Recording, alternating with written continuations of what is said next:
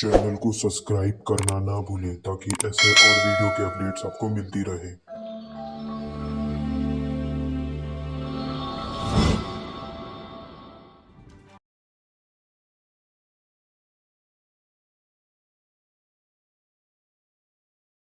छत्तीसगढ़ भाजपा की सभी कोशिशों के बाद भी कांग्रेस फिर एक बार बहुमत की ओर।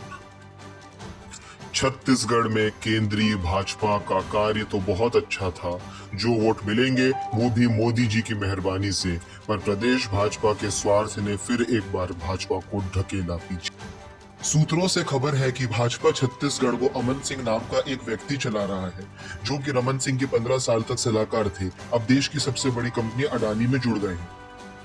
वो अडानी में इसलिए जुड़े हैं क्योंकि उनके आका ने अपनी काली कमाई अडानी की कंपनियों में अब निवेश की है। यह व्यक्ति ने अडानी के प्रेशर से छत्तीसगढ़ में भाजपा का संगठन और टिकट वितरण अपने हिसाब से करवाया है। खबर तो ये भी है कि रेणुका सिंह को मोदी कैबिनेट में जगह भी अडानी जी की कृपा से मिली थी और अभी फिर से विधायक टिकट भी उन्हीं ने दिलवाई है, क्योंकि वो उनको छत्तीसगढ़ को मुख्यमंत्री बनवाकर छत्तीसगढ़ पर अपना पूरा कंट्रोल चाहते हैं। ओपी चौधरी पूर्व कलेक्टर ने जब सरकारी नौकरी छोड़ी तब वे एक बड़े पैकेज के साथ अडानी कंपनी ज्वाइन करना चाहते थे, जिसका इंटरव्यू भी हो गया था, पर अडानी जी ने उनका भाजपा में प्रवेश कराया और उनको भी अपनी कंपनी का सेटिंग मास्टर बनाकर भाजपा में भेजा। सूत्रों के हवाले से खबर है कि केंद्र की चुनाव समिति ने देश के एक बड़े भाजपा नेता को कई कॉरपोरेट हाउस से अरबों जमा करवाकर छत्तीसगढ़ में चुनाव करवाने भेजा, लेकिन उन्होंने उस व्यवस्था को दबा लिया और पूर्व मुख्यमंत्री को इस शर्त पर टिकट बांटने की छूट दी कि तुम समस्त खर्चा खुद करोगे, हमारी कोई जिम्मेदारी नहीं रहेगी। जिस पर अली बाबा ने अपने 40 चोरों से पुरानी लूट का हिस्सा निकलवाया और चुनाव में खर्च करवाया। कांग्रेस के वर्तमान मुख्यमंत्री जी को भी अडानी की तरफ से बहुत सपोर्ट मिला, क्योंकि इस महाबली कंपनी के मालिक का बेटा लगातार छत्तीसगढ़ आता रहा है और कई बार प्रदेश के मुखिया के कांटेक्ट में रहा है। मोदी जी के प्रधानमंत्री बनने के बाद भूपेश बघेल पहले नेता बनेंगे जो अपनी सरकार फिर एक बार प्रदेश में जिताकर लाएंगे। इसलिए चुनाव के बाद कांग्रेस भूपेश को अपना पोस्टर बॉय बनाएगी लोकसभा चुनाव के लिए। सूत्र बताते हैं कि 3 को भाजपा की हार के बाद शाम 7 बजे प्रेस कॉन्फ्रेंस करते हुए अरुण साहू जी हार की जिम्मेदारी लेंगे और इस्तीफा पेश करेंगे, जिसके साथ ही संगठन पूरा फिर एक बार पलटेगा। छत्तीसगढ़ के इस चुनाव में कुछ सीनियर नेताओं को छोड़कर बाकी सभी नेता भाजपा के टिकट से चुनाव लड़ रहे हैं। यहां तक कि सभी सांसद भी चुनाव लड़ रहे हैं। अब सभी सांसदों की टिकट कटेगी, क्योंकि सभी विधानसभा का चुनाव हार रहे हैं। रमन सिंह ने इस चुनाव में सबसे बड़ा धोखा अरुण साव प्रदेश अध्यक्ष भाजपा और विजय बघेल जी के साथ किया। उन दोनों को एक ऐसी सीट से चुनाव लड़वाया जो कमजोर थी, ताकि वो चुनाव हारे और मुख्यमंत्री की दौड़ से बाहर हो जाए। ये उनकी राजनीतिक हत्या थी। इन दोनों नेताओं की लोकसभा की टिकट भी अब निपटा दी।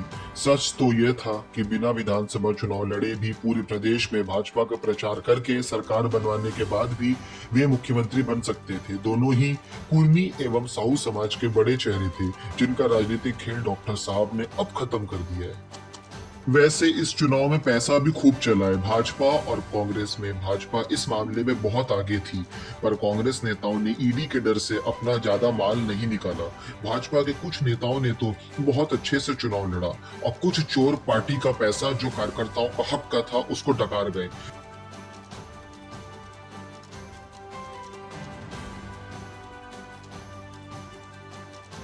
छत्तीसगढ़ में एक सीट है जहां भाजपा कैंडिडेट हैं, पेशे से दलाल और ठेकेदार हैं। इनको टिकट वीना जी ने दिलवाई है। सुनने में आता है कि ये डॉक्टर साहब के परिवार को ब्लैकमेल करके टिकट लाए हैं, क्योंकि इनके द्वारा अपनी पार्टी के शासनकाल में कई बार दलाली करके मैडम के पास माल पहुंचाया गया था, जिसके कुछ सबूत इनके पास हैं।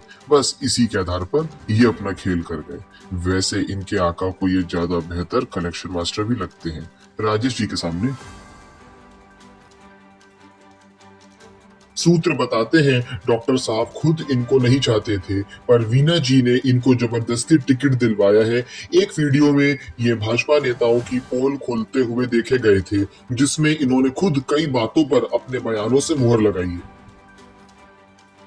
पेश है आपके सामने छत्तीसगढ़ की सबसे हाई प्रोफाइल सीट का एग्जिट पोल। दुर्ग शहर से फिर एक बार अरुण वोरा कांग्रेस चुनाव जीत रहे हैं।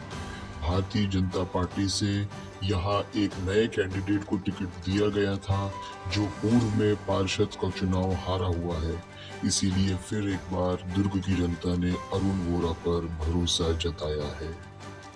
छत्तीसगढ़ की हाई प्रोफाइल सीट भिलाई नगर से फिर एक बार देवेंद्र यादव कांग्रेस चुनाव जीतते दिख रहे हैं। प्रेम प्रकाश पांडे जो पिछले 35 साल से यहाँ पर एक्टिव थे, वो इस बार चुनाव हार रहे हैं। वैशाली नगर सीट से कांग्रेस के जिलाध्यक्ष मुकेश चंद्राकर चुनाव जीतते दिख रहे हैं। यहाँ भारतीय जनता पार्टी से रिकेश सेन सामने थे। वहीं निर्दलीय प्रत्याशी के तौर पर संगीता केतन शाह ने भारतीय जनता पार्टी को काफी नुकसान पहुंचाया है। दुर्ग ग्रामीण सीट से ताम्रध्वज साहू फिर एक बार चुनाव जीतते दिख रहे हैं। यहाँ भारतीय जनता पार्टी के ललित चंद्राकर उनके सामने काफी कमजोर पड़ते देखे गए थे।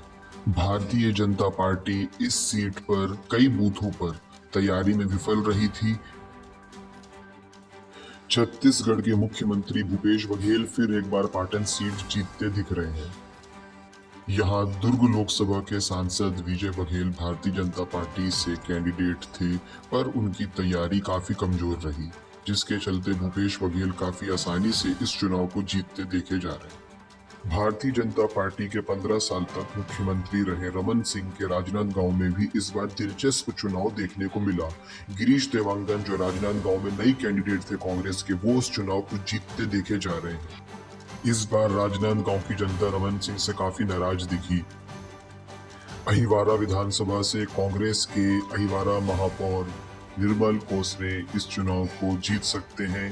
वहीं भाजपा के कोसेवाड़ा इस चुनाव में काफी पीछे दिखाई दिए। इस सीट पर कांग्रेस से पहले रुद्र गुरु विधायक थे, पर उन्हों को नवागढ़ भेजकर इस सीट को बदल दिया गया। रायपुर सिटी नॉर्थ से कुलदीप सिंह जुनेजा उत्तर के पुत्र फिर एक बार चुनाव जीतते देखे जा रहे हैं। यहाँ भाजपा के पुरिंदर मिश्रा टिकट मिलने की खुशी मनाते रह गए। यहाँ पर सिंधी समाज भारतीय जनता पार्टी से काफी नाराज देखा गया है। रायपुर सिटी वेस्ट से विकास उपाध्याय फिर एक बार चुनाव जीत रहे हैं।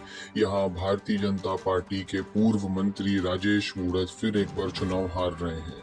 राजेश मूणत का सबसे ज्यादा विरोध उनके कार्यकर्ताओं द्वारा ही किया गया है। रायपुर सिटी साउथ से बृजमोहन अग्रवाल जी फिर एक बार चुनाव जीतते दिख रहे हैं। बृजमोहन का अपने क्षेत्र पे दबदबा कायम है।